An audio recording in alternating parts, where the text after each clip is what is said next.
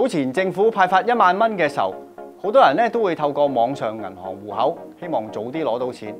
喺疫情之下，唔少銀行都會發現好多嘅客戶都會開通一啲數碼化嘅銀行服務。如果學生想投身呢一個行業嘅時候，喺大學就必須要修讀金融科技嘅課程，即係 FinTech 啦。今集大學道講堂請嚟樹人經濟及金融學系助理教授袁偉基博士介紹佢哋新開辦嘅 FinTech 課程。袁博士你好，David 你好。係啊，可唔可以同我哋講下咧，本港嘅一啲嘅金融科技方面嗰個發展，而家個情況係點嘅咧？其實而家政府都係好積極發展金融科技嘅。係香港嘅金融科技咧，譬如話大家都知道啦，我哋有虛擬銀行嘅牌照啦。而家好多虛擬銀行都已經開始營運啦。咁亦都有轉數快啦。如果大家可以平時接觸到嘅咁而政府亦都希望係推多啲關於金融科技方面嘅發展，就希望推動香港嘅經濟。尤其是而家疫情之下啦，好多嘢都上晒網㗎啦，所以科技啊、金融嗰啲全部都係將來發展重點之重。係 OK 咁或者喺鄰近譬如一啲嘅國家啦，或者我哋內地啦，咁或者國際嘅情況，金融科技方面又係點嘅咧？其實全世界而家都競爭緊嘅，實際上喺金融科技，大家都希望咧係有一個所謂先導嘅優勢啊。咁啊，由內地嚟講，大家最熟悉嘅就係話我哋有好多支付系統啦，已經而家喺內地搭的士咧都已經唔使用現金㗎啦，可以用支付系統㗎啦。即係全部要揸住部手機先可以出得㗎。係啦，冇錯啦。咁如果大家有睇報紙，而家內地已經係準備緊一個叫做數位貨幣啦。咁將來數位貨幣咧就有可能取代實體貨幣嘅。咁所以呢方面嘅發展咧，其實係好快好快。咁啊，其他國家亦都係追緊嘅。實際上就大家都希望喺個科技方面做龍頭嘅。明白 OK。好，據我所知咧，咁樹人咧就配合咗香港啦，同埋環球嘅情況啦，喺今年9月開辦咗一個金融科技嘅課程，即係 FinTech 嘅課程喎。可唔可以同我哋介紹一下？咁我哋嘅 FinTech 課程今年係全新開辦嘅。咁呢個 FinTech 課程其實我開辦之前咧，都同好多業界商討過、傾過。咁我發現業界需要嘅人才咧係綜合性嘅人才。咁所以我哋咧嘅 FinTech 課程咧就包括咗有4個重要嘅部分嘅。第一個當然係金融啦，因為金融科技啊嘛。第二個就叫做科技啦。第三個咧就叫做數據科學。最後一個咧就係經濟法律同埋一般嘅商業。咁我哋綜合嚟講咧，呢4個咧就係我哋整個課程嘅最重要嘅重點。咁我哋希望訓練出嚟嘅人才咧，就係話唔係淨係單一性嘅因為有好多市面好多類似嘅課程啦。譬如話，如果你由工程學院開辦嘅，可能好太過集中於科技嗰方面。但係如果你由商業學院開辦咧，就太過集中商業，就未必迎合到而家大部分出邊市面上嘅需要啦。咁所以我哋係綜合性咁佢有好多方面嘅技能嘅。明白。好，咁我知道你哋嗰個課程咧，就喺嚟緊嘅聯招啦，咁可以透過 SSSDP 呢一個途徑去即係申請呢一個報讀呢一個嘅課程咁。咁其實個課程個架構上面，頭先所講啦，同其他嘅院校嗰個特色又喺邊度咧？其實最大嘅特色就係話首先講翻 SSSDP 先啦，因為呢個係我哋樹人第一個嘅 SSSDP 嘅課程，所以咧係第一個可以喺 JUPAS 裏邊即係聯招裏邊咧會見到樹人大學個名喺嗰度報名嘅。咁所以如果大家想報呢個課程嘅話咧，就唔可以用以前嘅方法啦。以前咧我哋就係用 EAPS 嘅方法喺網上報名因為所有私校咧都係用 EAPS 嘅方法咁但係因為呢個課程係政府資助㗎啦SSSDP 啦，咁所以就會係喺聯招裏邊報嘅。咁所以同學如果想報呢個最新嘅 FinTech 課程嘅話咧就一定要喺聯招嗰度先報到啦。明白。好，咁嗰個課程架構上面咧，又可唔可以講下，譬如同其他院校嗰個分別喺邊度咧？咁其實我頭先講過咧，就係個綜合性嗰方面啦。咁我哋嘅架構咧就當然啦，一般嘅科技我哋一定要有㗎啦。咁我哋會有一啲譬如話大家熟悉嘅雲端區塊鏈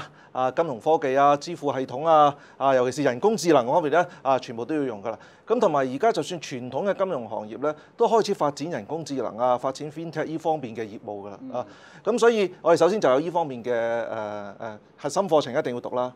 咁另外咧，我哋一路上去咧就可以有得選擇性嘅，因為除咗核心課程之外咧，啲同學仲可以選修一啲所謂選修課程。咁選修課程就由自己決定佢哋特別喜歡嘅方向啦。譬如話你特別喜歡科技嘅，你咪揀多啲科技方面嘅咯。譬如話物聯網，我哋叫 Internet of Things IoT 啦或者叫做譬如話區塊鏈特別中意區塊鏈各方面，你咪讀嗰方面嘅課程咯。咁或者有啲同學我比較中意數學喎，希望喺數據科學嗰方面發展，咁你咪揀多啲關於譬如話係我哋叫 Financial Data Analysis 咁即係金融嘅數據分析或者係金融科技金融數據嘅預測咁你可以喺嗰邊揀多啲。或者有啲同學話我想喺法律或者係商業營運嗰方面落多啲功夫喎，咁你咪揀多啲嗰方面嘅科目咯。咁所以我哋除咗一個綜合性之外咧，我哋仲有個靈活性咁呢個就係我哋最大嘅賣點可以叫做個選修科都幾多喎。頭先聽你講，可能即係學生除咗喺一啲嘅即係 FinTech 上面嘅接觸個面之外，仲其實可以即係了解到其他嘅一啲嘅金融或者可能經濟上面嘅一啲嘅知識嘅，係咪咧？係啊，因為其實而家市面上需求咧唔係單一性嘅知識嚟嘅，一定要廣泛性，尤其是喺商業社會裏邊咧。同埋最重要一樣嘢就係將來變得實在太快啦，即係大家可以意識到將來嘅世界不斷進步㗎嘛。咁所以如果你冇廣泛嘅知識咧，你將來未必可以跟住個商業社會咁大嘅變化。明白。好，咁課程就咁特別啦。咁其實喺個教學設施方面咧，咁你哋又點樣去配合啲學生咧？咁其實我哋喺硬件同埋軟件學術活動方面咧，我哋都有提升到嘅。首先講硬件先啦，我哋5樓咧有個全新嘅數據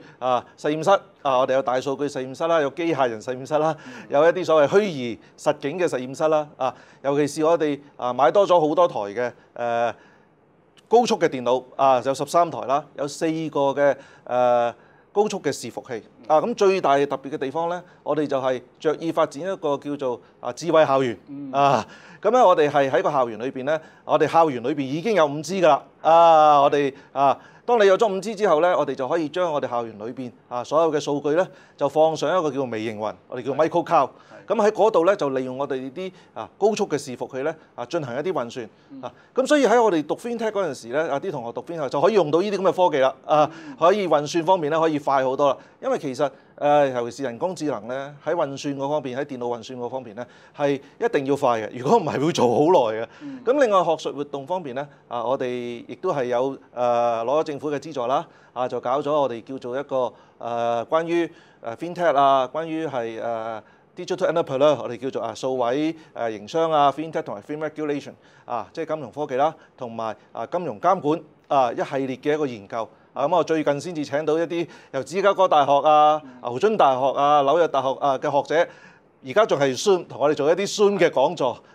咁對我哋嚟講係好有幫助㗎，尤其是啲學生有機會接觸到全世界最頂級嘅學者講最前端科技金融嘅用途發展咁所以對學生嚟講係一個好好嘅經驗嚟嘅。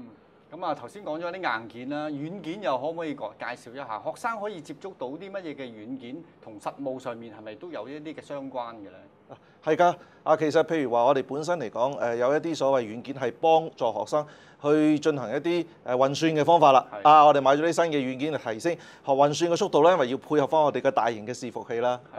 咁亦都我哋喺圖書館裏邊咧，亦都有一啲嘅數據庫啦，有好多嘅數據庫，有中國嘅數據庫啦，有外國嘅數據庫啦咁嗰啲數據庫咧就有好多關於金融科技或者係金融嘅資料咁大家可以喺嗰啲數據庫攞啲數據落嚟，就可以進行一啲分析啦學習。OK 好。另外又想問下咧，大學生除咗係上堂之外啦，咁其實咧學生有冇機會參加啲乜嘢嘅活動咧？例如可能一啲工作實習交流比賽呢度又可唔可以同我哋講下咧？咁當然啦，呢個係大學生活嘅一部分啊嘛咁我哋嘅學生咧係可以有機會有工作實習嘅，譬如以往我哋有學生咧去過螞蟻金服啦做一啲所謂短期嘅實習啦一個學期度啦咁亦都我哋有啲長期嘅實習嘅咁長期嘅實習可以譬如話去金管局啦咁長到點咧？係長到成年咁嘅，佢可以喺樹人咧停咗1年，然後去金管局咧做1年嘅實習跟住翻嚟咧先至再次咧係完成埋樹人餘下嘅課程。咁另外海外方面亦都可以嘅喎，咁我哋咧係會鼓勵學生，亦都係有學校有組織嚟到支援我哋嘅學生咧去海外進行實習譬如話去美國歐洲各方面嘅大學啦，或者係去內地啦北京大學啦進行一啲所謂一個學期嘅交流咁其實我哋仲有一個咧係可以去外國做實習嘅咁我哋有啲叫做國際實習嘅機會咁大約都係一個暑假到譬如話可以去唔同嘅地方做一啲所謂我哋叫 NGO 啦非政府組織去嗰度進行一啲實習當然仲有就係話，如果你要話到俾人知你叻嘅好嘢嘅，咁梗係要參加啲比賽啦，係咪啊？要贏啲比賽先得咁好彩我哋過往嘅學生咧都贏到好多比賽㗎成績都唔錯嘅。係咁佢參加咗，譬如話有一啲叫做我哋叫 CFA 啦咁即係話Charter of Financial Analysis 咁係我哋嘅金融分析師學會搞嘅比賽啦我哋有 CFP 啦Charter of Financial Planner 啦我哋嘅金融嘅規劃各方面學會搞嘅比賽啦，咁仲有區塊鏈啦區塊鏈學會搞嘅比賽咧我哋亦都會係叫學生去參加嘅咁我哋咁多年嚟講咧好彩每年都攞到獎嘅，其實就係咯。好，即係短期嘅一啲嘅實習都有啦，可能喺暑假啦，可能8個星期或者1個學期，長嘅就會有1年嘅時間。咁學生真係學到好多即係實務性嘅嘢，對佢嚟講會唔會都即係會幫到佢哋真係投身呢一個嘅行業，有一啲嘅就業競爭力，佢哋會提升咗嘅咧？咁就一定㗎啦，因為而家好多僱主請人咧，都係考慮嗰個學生喺嗰行業裏邊有冇經驗我哋叫做，或者係咪真係接觸過嗰個行業咁其實有兩方面，第一方面就係話我哋個課程本身係比較綜合性㗎啦所以學生比較容易適應唔同類型嘅公司即係唔係話一定規定要係金融科技嘅公司，佢出到嚟可以做傳統銀行嘅公司，因為就算傳統銀行咧，而家都係搞緊金融科技咁或者係直接去一啲所謂金融嘅公司啦、證券公司啦，佢裏邊都有好多同金融科技有關。我哋啲學生仍然亦都可以喺嗰度做，甚至譬如我頭先所講啦，去金管局啦政府都係做緊同一樣嘅嘢咁所以係對學生嚟講，因為佢哋有相關嘅實習經驗啦，亦都係個課程設計上係綜合性咧，所以對佢哋嘅就業前景咧，其實係好理想嘅。明白。好，最後想問下啦，你哋嘅課程今年9月先至開辦啦，咁可能會有即係4年之後先會有第一屆嘅畢業生。對於佢哋嗰個前景，又或者出嚟就業嘅時候，你哋又會有啲乜嘢嘅希望俾佢哋？又或者可唔可以呢度透露一下佢哋會投身啲乜嘢嘅行業嗰度做嘢嘅咧？咁當然4年之後大家都唔知嘅不過我哋知道啦，而家金融科技咧嘅前景真係好好全世界都喺度做緊同一樣嘅嘢但係人才就真係唔夠咁所以4年之後我哋估計咧，佢哋應該都會投身翻喺金融科技數據分析尤其是大數據嗰方面。大數據就唔一定係喺金融科技嗰度應用嘅，好多地方都應用到大數據。因為我哋個綜合性嘅課程裏邊咧，有一個叫做數據分析㗎嘛，有一個重要嘅元素，所以嗰方面佢哋都有可能咧係喺譬如話大數據嗰方面分析嘅工作亦都會做，或者當然啦，頭先講過可以翻返去傳統銀行裏邊嘅金融科技嘅部門嗰度做啦明白。好。相信學生咧都應該咧對 FinTech 嘅課程咧有深入嘅認識啦。今集時間差唔多，多謝袁博士。唔該晒你哋。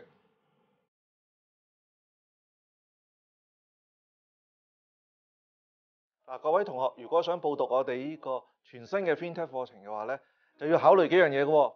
咁我哋讀經濟讀 FinTech 嘅一定要講平衡。咁平衡乜嘢咧？就係興趣、能力同埋前景啦。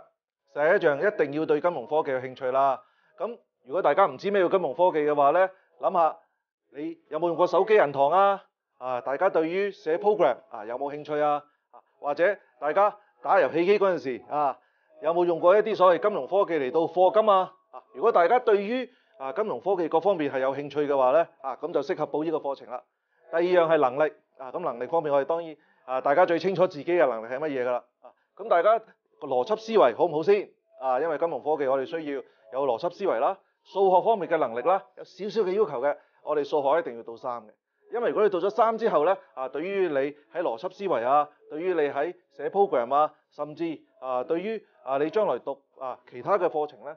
用途好大嘅。咁最後嘅當然就係前景啦。咁前景我講過好多㗎啦，金融科技嘅前景一定好好㗎啦，尤其是而家疫情，全香港剩翻最受得影響少嘅係邊部分金融業。而金融業要做緊啲乜嘢透過網上。係咪零售業透過網上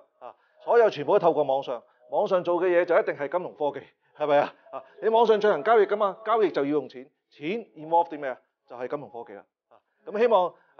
出年可以見到大家修讀呢個課程啦，多謝大家。